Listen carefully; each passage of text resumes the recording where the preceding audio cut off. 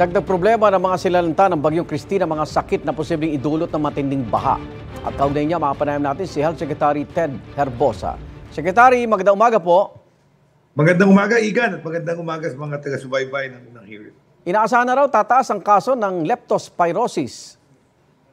Tuwing tayo ay nagkakaroon ng baha, lahat ng mga lumusong ay at risk, no? Opo. Pwede silang magkaroon ng lepto. Pero wala pa tayong report kasi may incubation period. Ito yung panahon na hinihintay mo pagkatapos kang ma-expose sa bacteriang leptospira. Merong 14 days bago lumabas ang simptomas. Opo. Yan yung tinatawag na incubation period.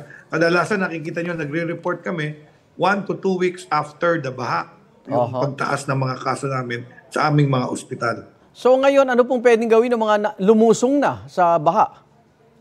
Unang-una, pag ikaw ay napalusong sa baha, lumikas ka sa baha, kailangan maghugas ng sabon at tubig, no? Yung leptospirobacteria, namamatay po yan sa soap and water. Of course, pinagbabawal natin yung mga naglalaro, nagtatampisaw sa baha, kasi nga, baka magkaroon pa sila ng leptospirosis.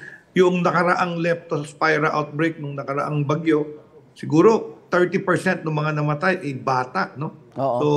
So very important yun, no? Tinatamaan ng bata at matanda. Pagkatapos magbota, kung ikaw ay kayang dapat lumusong, maprotektahan mo yung sarili mo, gano'n. At kung may sugat, naku, yun yung bawal na bawal. Kung may sugat ka sa binte, sa paa, mas madaling makakapasok ang mikrobyo sa katawan mo kung ikaw ay may sugat sa paso. Huwag na huwag kang lulusong sa baha kung ikaw may sugat.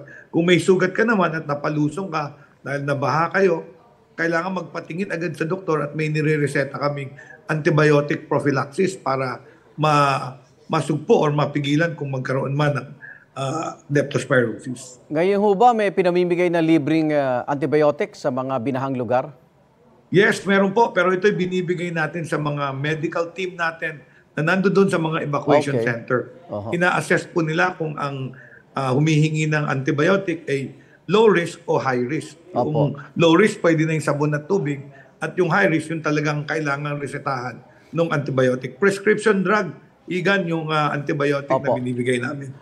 Pero Secretary, may impormasyon po na hindi kailangan sumulong ka sa baha. Yung iba pa humupa na, pati ho ba sa mga putikan, mag-ingat din tayo sa paglalakad dyan. Tama yan, may mga kaso kaming naglinis ng bahay nila pagkaraan ng baha. Siyempre siguro nakapaa, hindi nagbota, nagka-leptospirosis din. So yung putik, pwede rin maging sanhi ng magkaroon ng lepto. No? Ang pangalawa, yung maduming kamay, yung nahawakan mo yung putik, kumain ka, di ka naghugas ng kamay, pwede rin yun magkaroon ng lepto. So pwede rin ganun ang transmission. Kung bisa, hawakan mo lang yung mata mo or ilong mo, tapos naglilinis ka ng bahay mo, pwede ka rin magkaroon ng lepto.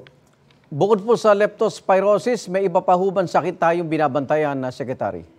Ang mga simptomas namin ngayon sa mga evacuation center ay yung ubo-sipon. Dumadami yung acute respiratory infection. Alam mo yan, mabilis kumalat yan eh. Isang bata lang dalhin mo sa evacuation center. Pag umubo yan, hawa-hawa na. So, very important yung pagbabantay dito. Nagre-recommend kami mag-mask.